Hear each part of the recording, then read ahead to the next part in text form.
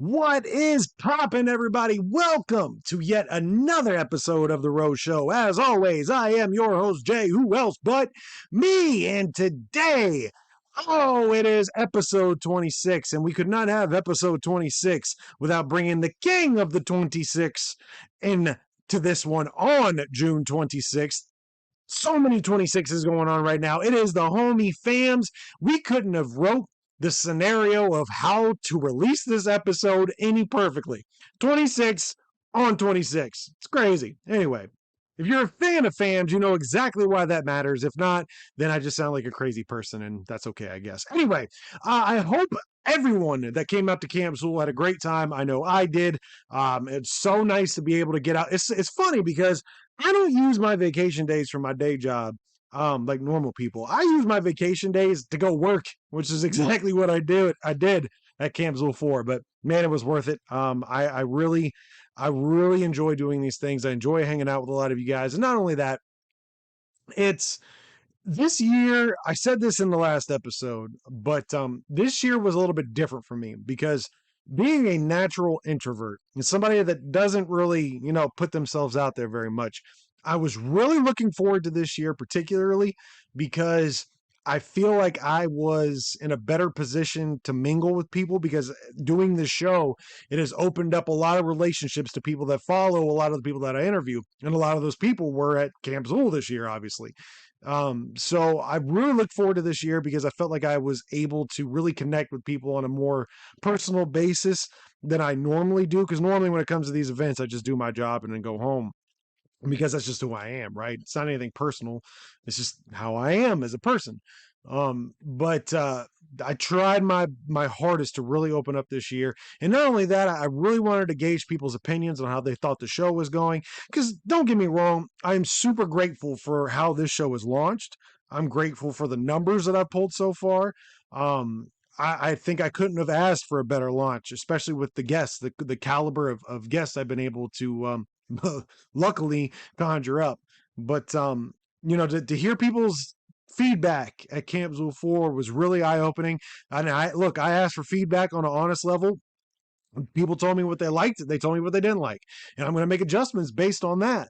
But there was way more positive than people saying that, I really liked the show. I can't think of anything negative. And I was asking for it, so that made me feel good to know that I'm on the right track and I'm hopefully putting out a product that people enjoy. This is obviously a passion project. If it blows up, great. If it doesn't, I'm just going to put out, this is my way of cataloging me, and what I'm into, the people I look up to, the people that I'm friends with, the people that I respect in any facet of industry, whether it be music, comedy, TV, whatever, wrestling, obviously.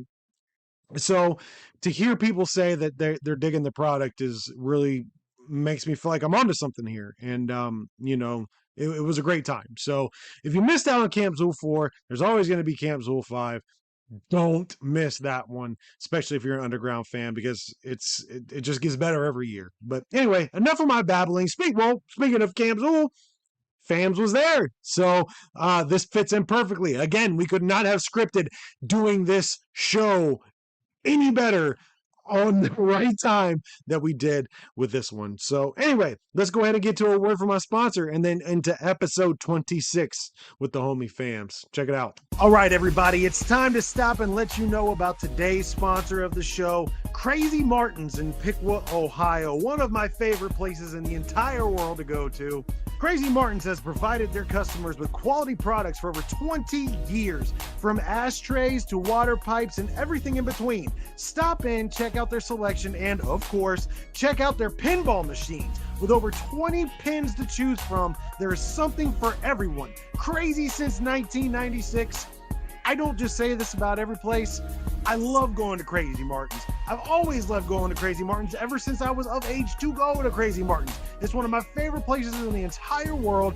Me and my wife go there almost every Sunday to play pinball machines. It is one of the funnest spots in Ohio you could possibly find. It is in Piqua, Ohio. Check out their website at www.crazymartins.com.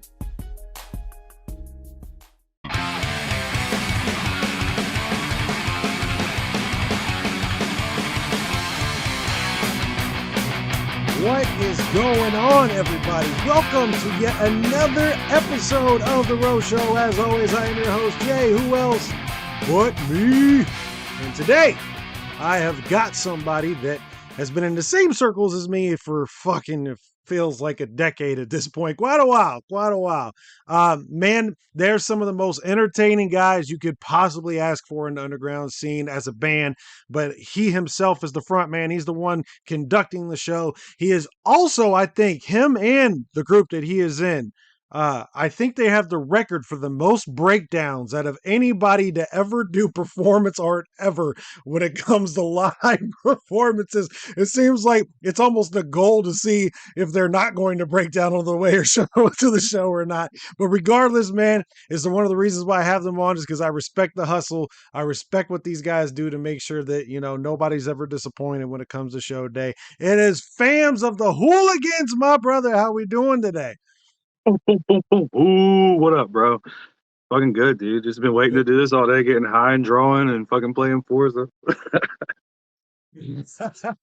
Hell yeah, hell yeah. Well, as I've said multiple times, as a matter of fact, probably about 4 times in a span of 2 months while I've been doing these shows, and I'm sure the listeners are probably tired of hearing me say it, but hey, it is what it is. When I am working and when I'm around a lot of you guys, whether it be you, whether it be Keegan Grimm, whoever, I've known you guys for years and years and years, but normally the only time we really get to interact is in a setting where it's not really time for that, whether you might be in the green room at Camp Zool, whatever it might be. I'm on the job, you guys are on the job. We don't get a whole lot of opportunity to sit down and have a discussion. So that's one of the reasons why I wanted to have you on, not only because it just lines up that this is episode 26 and I've got the king of the 26 Two with me six, right here. two Obviously that six, was fact two number six. one. With that being said, I kind of want to just have you, kind of start at the beginning, give us a little bit about your background and how you got into music. Oh fuck, bro. I started doing I recorded my very first song when I was like 15. Went like a couple towns over because I had heard people making music locally, and growing up, like I was always infatuated by music. Like I always had headphones on, always loud as fuck, killing my ears. Fucking and by the time I was a teenager, I'd finally found some people that were making music. And then I found a place to get in where I could record somewhere, and it was like the most sketchy fucking place ever. Years later, I ended up eventually I couldn't get a show. I could not get a show at all. Like nobody would book me until I was like fuck. I want to say 21. I tried for years to get booked and couldn't get anybody to book me. Uh, I finally started doing shows, got this local following or whatever, convinced them to start pulling psychopathic artists down here. I was one of the first people to like bring psychopathic back to West Virginia after years of them thinking there was no market for it in West Virginia. Like if you read Violent J's book, he talks about how one of their worst shows back in the day was in Charleston, which is where we held Hool Fest recently. Uh, but eventually, like I ended up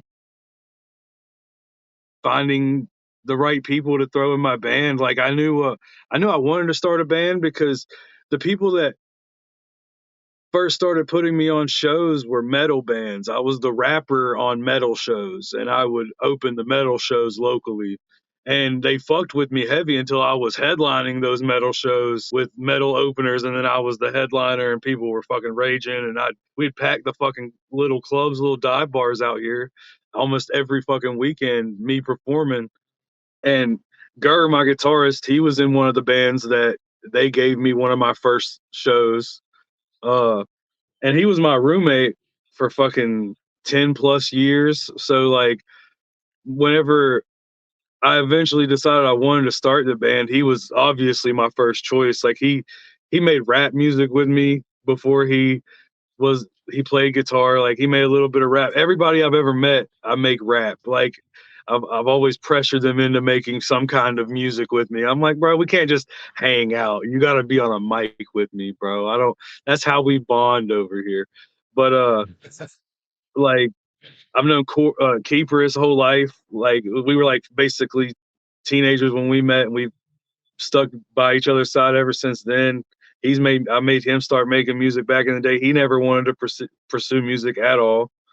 Uh, Tito, our drummer, he started out as just a really one of my first like super loyal fans that would hit me up back whenever I was solo and just like gas up my music to me all the time and like hype me up on my music. And we ended up like when GTA 5 first came out, we were like constantly on Xbox 360 together, and eventually I ended up moving him.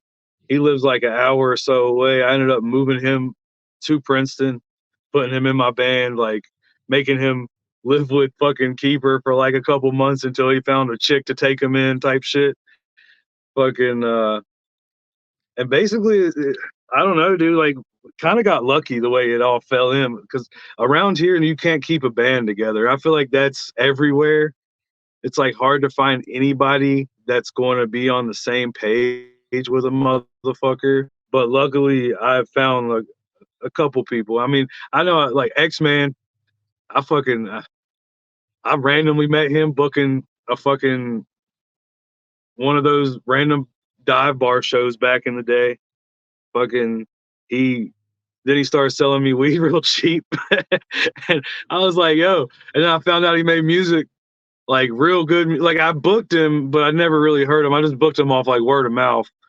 And then I heard some of his music. And then I was like, basically, I was like, okay, so you're going on the road with us from now on, right? And he was like, what? And I was like, all right, you're going on the road with us. So at first, like he wasn't in the band. And we pressed to everybody. We were like, X Man's not a member of the band. He's just with us. Because I always thought I've always felt the X Man out of everybody. He has like that hip hop head mainstream appeal to where without us he could probably still blow up off of just his bars because he's got bars and flow for days.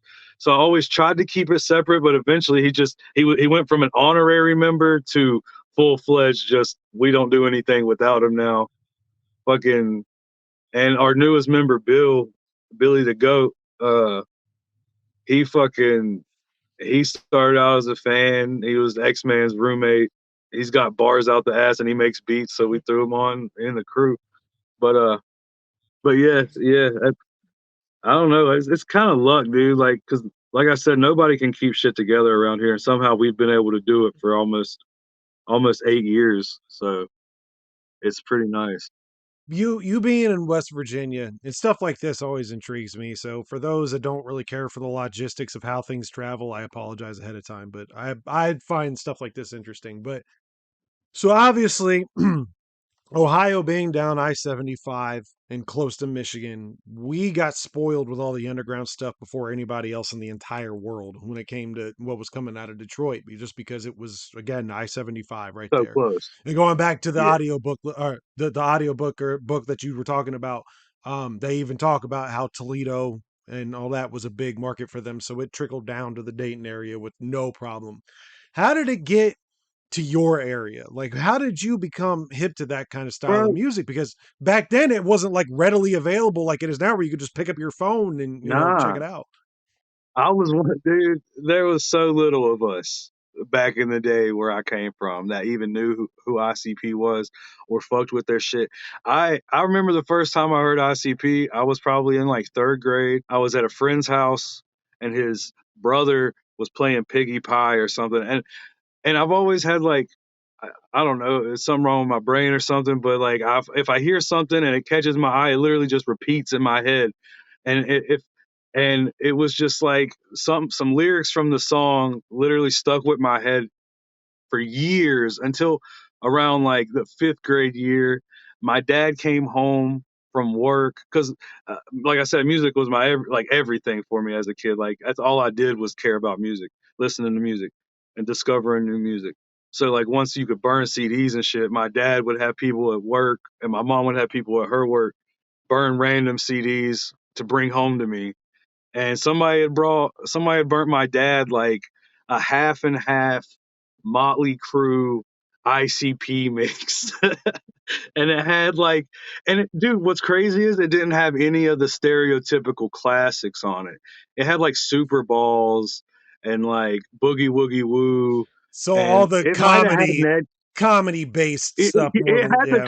comedic shit, but Yeah. it was like 5 or 6 tracks that I held on to for years until I started downloading music, and then I just like I found ICP kind of like that, Yeah. like through the, and then I got locked up and as a juvenile or whatever, and my like cellmate dude told me about Twisted and showed me Twisted's music, and then when I got out of juvie, I kind of like because all through school I told everybody I was a juggalo.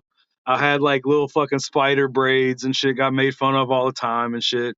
Uh, I was like literally the only one until I met Keeper and then eventually Gurr and like and it's crazy because we didn't meet because of ICP or anything, but we just somehow all the juggalos in my area just hold on gravitate towards each other in some way or another. We eventually ended up meeting up and going to shows together and shit like that. But yeah, it was just coincidental. Like I mean, I don't really know, dude. Like that, just finding as a kid, parents growing up pushing it to me. We didn't go to our first show until we were well into our adults because we were poor kids, bro. We couldn't afford. We live in bottom of West Virginia in a hole, bro. Like to drive out this bitch is a trek. So to be able to even fathom going to like the gathering as a kid, that was unimaginable. And now we've performed at them and shit. Like I don't know. It's wild how it works, man. Yeah. And it's crazy. This is another reason why I like talking about stuff like this because it reminds me just how spoiled we were here because we were everywhere in this area. And at the Yeah, time, I grew up in a town called Troy, Ohio.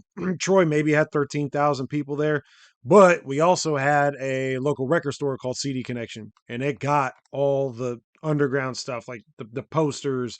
Matter of fact, case in point, how you said certain things stick with you, right? Slipknot just came out and basically hit reset on their entire persona, what yeah, they look like, and they just announced the tour with Knock Loose and a couple other bands. The image that they use, and I can't throw it up on here because of copyright strikes, but go and look for yourself if you don't know what I'm talking about. The image that they use to promote this, I saw that on shirts in high school, and it's a yeah, picture of a dude in an electric chair, and his chest is all cut up. I'd completely forgotten about that, but now it's to the point where, like, yes, that core memory unlocked again. I've got a buddy who's going to one of those shows. He's already got his tickets. He's going to buy me those shirts. He's like, dude, it's $60. I don't give a fuck. I'll pay $100 for one of them fucking yeah. shirts. Like Oh yeah. the certain things like that shape, who you are as a person. So what year you said you brought up burning CDs, you brought up downloading. Are we talking like early 2000s here? Let me see. Yeah, yeah. Well, for sure, early 2000s. I mean, I'm a 90s kid. I was born in 90, Okay. so Okay. like All right. it would So be like it'd be like 2001 ish, 2000 ish, okay. maybe. So then the first well let me ask you this then. What was the first actual record that you listened to from the underground? Was it Oh, from you start to go ahead. finish, like Yeah, yeah, well, yeah, from yeah, where I yeah. from where I just burnt CDs at first, I wasn't aware of the albums themselves until I got old enough to get a job and buy CDs like that were real CDs. Hmm. So like the first album I ever listened to front to back was Great Malenko, Okay. and it's like it was because Keeper let me borrow it because he was like me, like we knew all the songs but we never knew where they were placed at discography wise, like we didn't know some of them Okay. were on like Forgotten Freshness type shits or actual Right. albums. We just burnt and fucking traded and all that shit. But yeah, uh Great Malenko was the first one I listened to, but that was like well after I was acquainted with him. uh I Yeah. don't know. Yeah.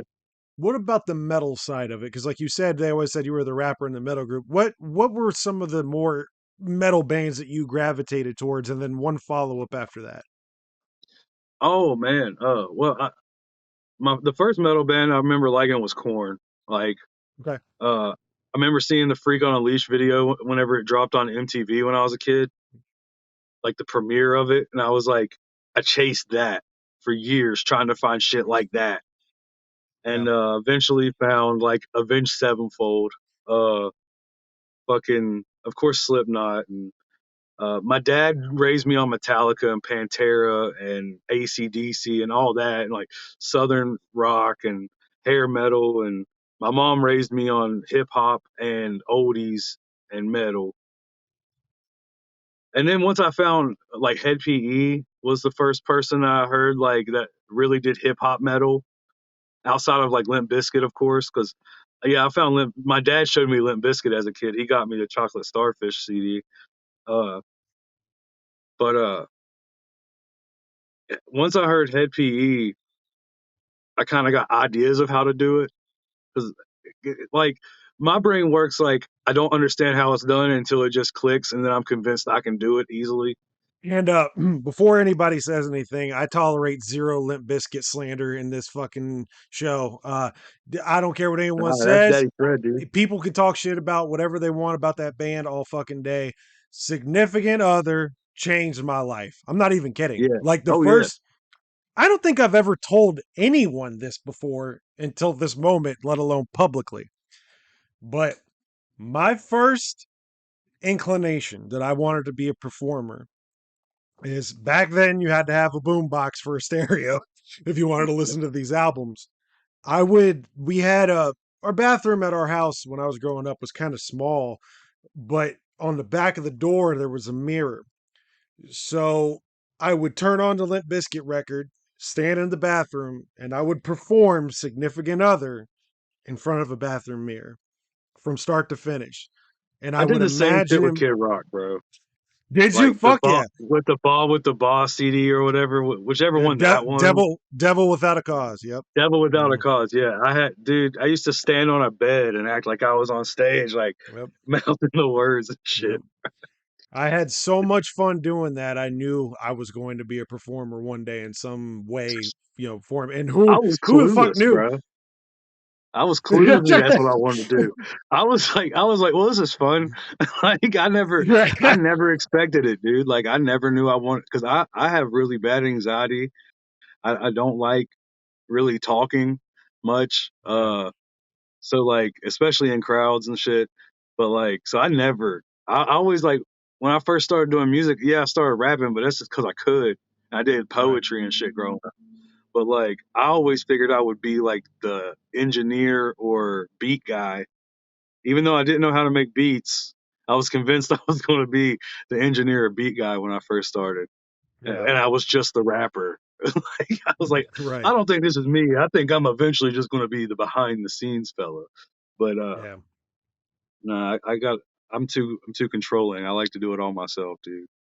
Yeah. I hear that. I do this show 100% by myself for that reason because, and see, here's the Yeah, thing. Here's the thing. And a lot of people don't understand this when it comes to a band unless you've experienced it. I've talked about it multiple times on the show before, but when you are in an actual band, you have, in our cases, 6 to 7 guys, 6 or 7 different personalities. Yes, you consider each other brothers. Yes, you would, have each other's back at the drop of a dime, but nobody's personality matches up 100% with each other. No one. I don't care who you are. And when you spend that much time, with that many people, a lot of the times, people start getting stubborn and stuck in their ways. And it's hard for people like us, like you just said, you're a control freak. It's hard for people like us to step back and go, okay, I've got to give a little bit of control here because you have to appease each other, yeah. and that's, do you find that It's give challenging? and Because I take, know man. we did. Oh, bro, yeah. Like this new band album we've been working on for the last year or so. It's been recorded already. It's recorded. We just gotta like fine tune the mixes and wait for the perfect time to drop it or whatever. But like it.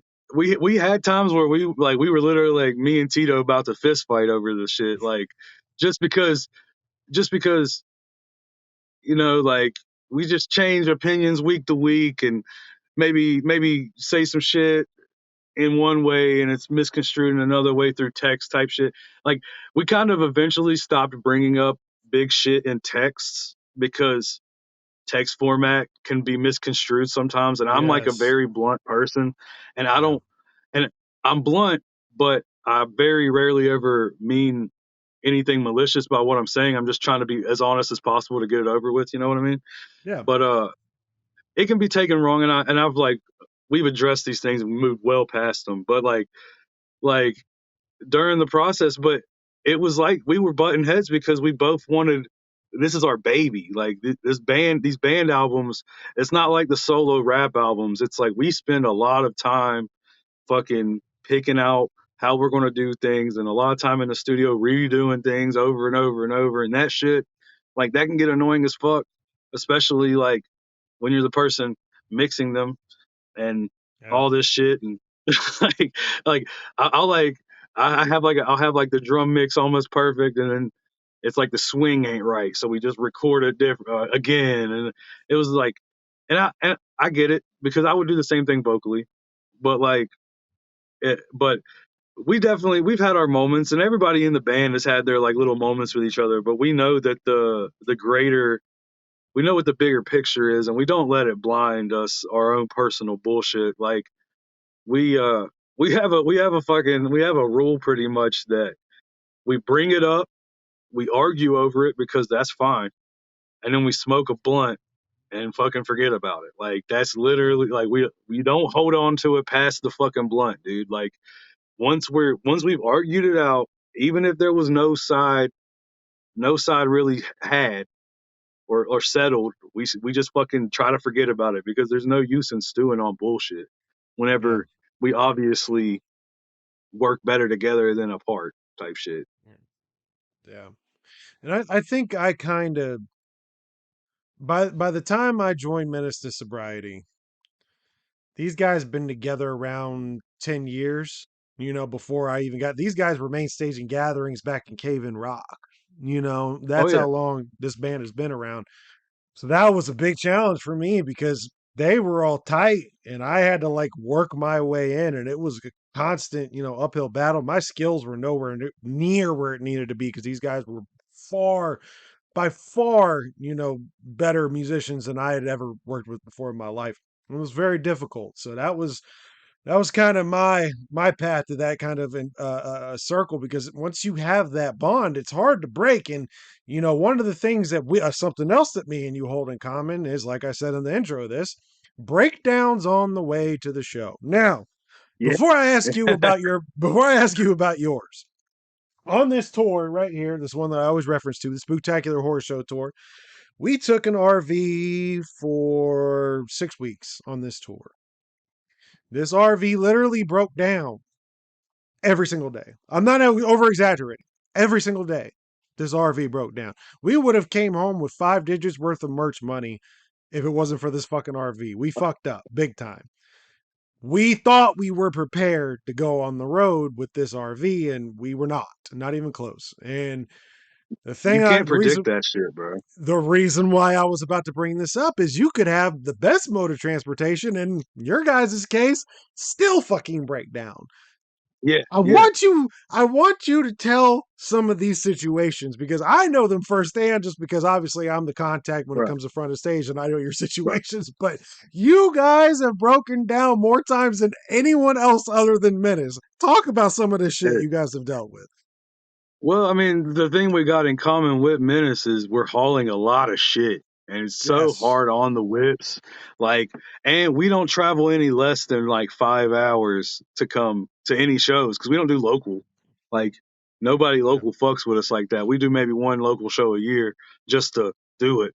But so we're, but like, dude, we've had tires fly off the car.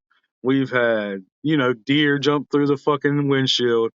Okay, hold on. Keeper We had can't skim past that because the deer situation, we got to talk about that night specifically because it was just one big night of bullshit.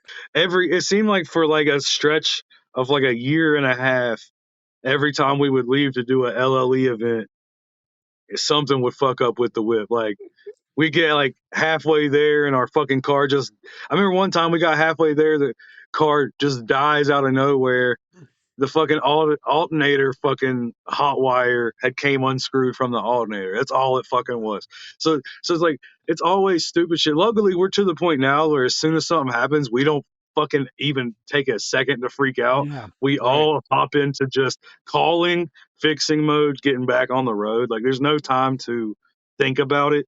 It's important for us to get to the venues early because we have a band. We're usually the only Right. band. We try to backline so the night goes smoother for us and them. And sometimes it just can't happen, man. Sometimes the world is against us. I They mean, don't want us to win.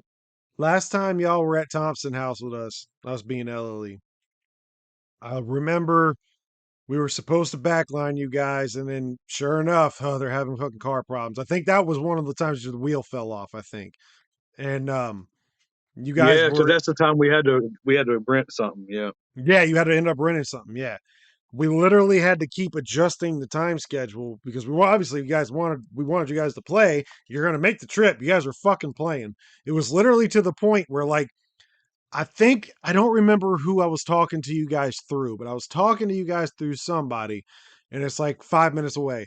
Literally, at gets down. We got hands on deck. Y'all pull up.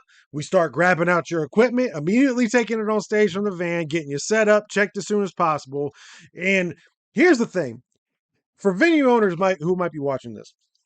This is why it's important to have a sound guy who knows what the fuck he's doing because this dude did not. He had some tablet he would not let go of, and he kept trying to sound check you guys on the tablet as opposed to just walking over to the console and doing this shit. We ended up getting like 30. You guys were on time. However, it was the sound guy who fucked us the rest of the way. But yeah, and that's like I said, I know where that comes from. I know where that desire of we got to make it no matter what comes from. It comes from a passion. And that's why I respect yeah. it so much. And that's a side that a lot of people don't see until after the fact. After the show and you guys get down, you can talk with people, you can tell them or on Facebook, type. I remember hearing about the deer going through the windshield as I'm putting somebody on stage. What was that Camp Tool that happened, I think?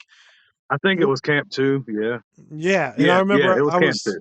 I was getting the guys on because they were up last, and you guys had already been on your way home at this point. And Eric was like, "Yo, Famz just got hit by a fucking deer. I think they're taking her to the hospital." And I'm like, three, two, I gotta get him on stage. And I'm sitting here like my brain is just like, "What the fuck?" I mean, luckily, obviously, you guys were okay, but Yeah, that's the shit luckily, that. fucking Yeah, I bet that was fucking wild. How much bro, it did was that scary. that totaled the car, didn't it? Yeah, yeah. It like it bent like the roof of the car, which I had a mechanic stop by my house and explain it to me how much force that had to be done to do so because it's apparently double plated steel on both the top and there's like two layers of double plated steel on the top, and it bent that shit back. It like literally hit right in front of my face, like right at because I was the van was packed full of shit, and I was up on the steering wheel driving like all the way up on the steering wheel, face right here to the glass type shit. And when it came through, I might have just been knocked stupid, but I remember telling everybody, I'm just glad I got my hands up. Like I got punched in the face. I'm glad I got my hands up. And I didn't Right. get my hands up, bro. My arms were like unfazed. My face was And my face my even if you did get your hands up, you're gonna stop deer horns and glass like this. No.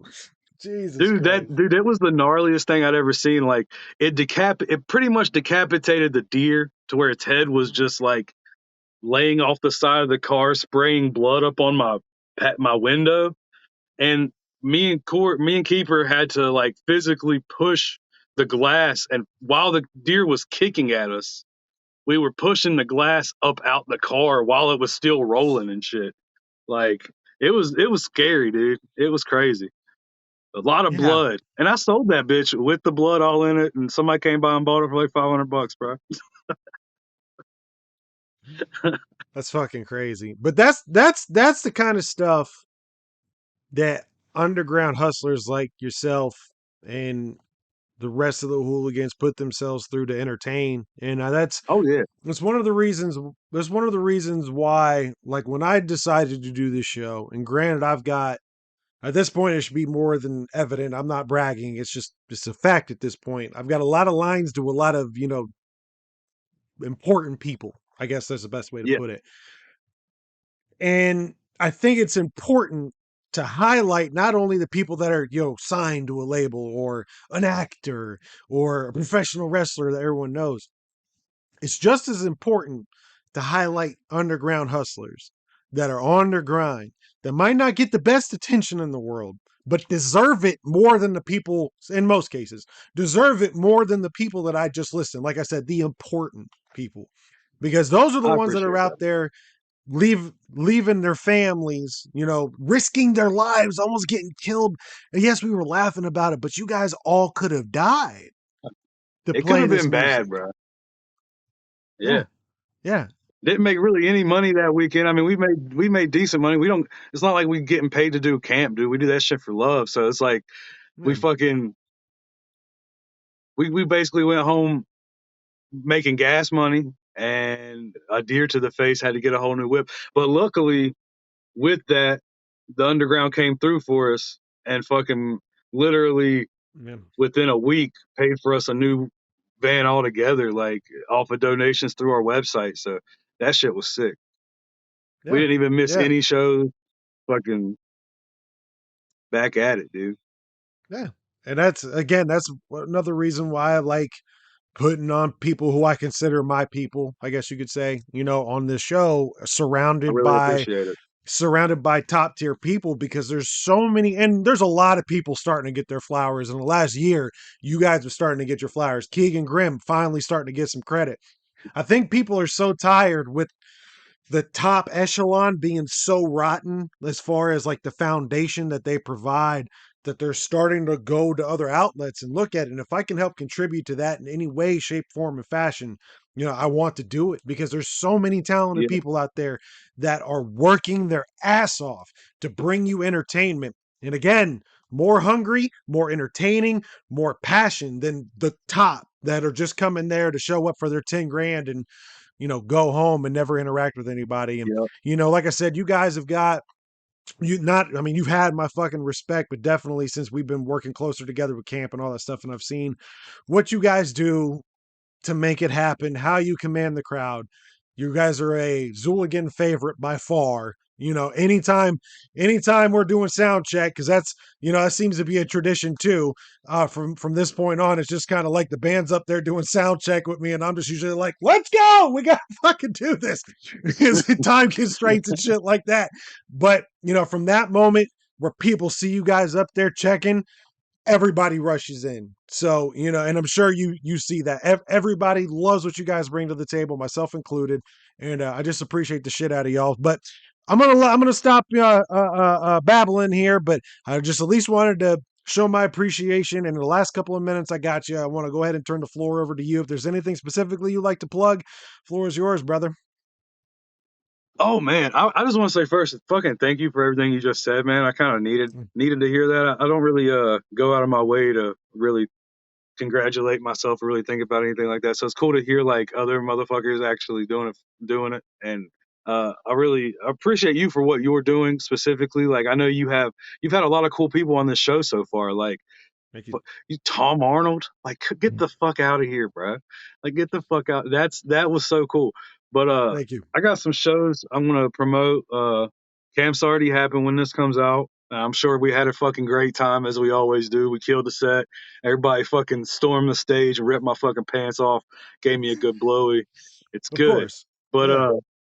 uh we got July 4th in Marion, Ohio, the Red, White, and Booth show with dude, there's so many dope people on it. Clockwork, E, Super Famous, uh, Doc Gruesome. There's so many people on it that I'm not going to even try to name anybody else because I'm gonna leave like everybody that's cool off. But we got so many shows coming up. Just check the website repentto26.com. We're always dropping dope merch. We got new merch pre-order every month.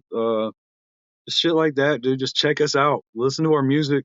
Even if you hate it, skip the song and go to the next one. You'll probably find something you like. We're very versatile. Everybody in the group makes music. We all make different music than the next one. So it's like we're not all putting out the same flavor of shit. Uh yeah, that's all I really gotta say. Repent to the 26, man. Oh yeah. I appreciate your time, fans. It's been a pleasure, and we'll do this again soon. Let me know, dude. I'll be here.